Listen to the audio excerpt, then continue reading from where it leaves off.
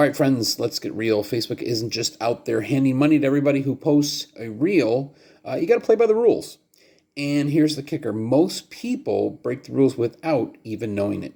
In this video, I'm going to talk a little bit about those rules and the mistakes you might be making right now that could really cost you big time. So I'll break down the exact rules and that you're probably breaking and how to avoid them and how to keep your Facebook income flowing instead of getting shut down. If it's your first time here, guys, my name is Eric. I've done a lot of side hustles, but this one in particular seems to be the most lucrative. So if you have any questions, I'm here. If you head to the description box below, I do have a free PDF to get you started and get you monetized fast, just knowing a few things. But let's start with rule number 1, content ownership. Now, this may seem a bit obvious, but for a lot of people, this is one of the number one killers when it comes to posting. You don't actually own the content. So for some reason, folks feel like posting the TikToks, the YouTube clips, the viral videos, and guess what? They have the watermark. So Facebook's monetization is pretty crystal clear. If you didn't create it or don't have the rights to it, you're not going to get paid. Even reaction videos get flagged, and you'll notice it more and more now. Reaction videos are not as popular as they used to be. They don't add enough originality. Facebook wants transparency. So if you're building a page, make sure that the stuff is yours. And record original reels and film with your phone. Repurpose your own content across these platforms, but make it unique for Facebook. So that, to me, is probably one of the number one things I've noticed when it comes to content creation. You just don't have the rights to the material. Okay, rule number 2, engagement bait.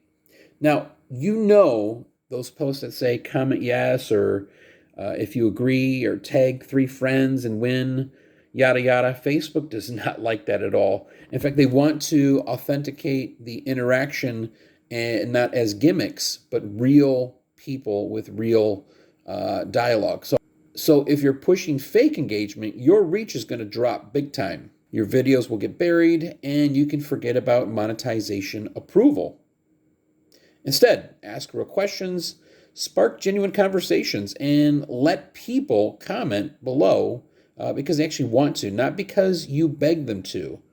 Okay, this one's really important, and I have to tell you that I do not use background music most of the time anymore because I worry about using it for copyright reasons, or maybe I want to monetize the video and it just so happens I can't do it with that background music. So rule number 3, we're just going to say it's community standards violation.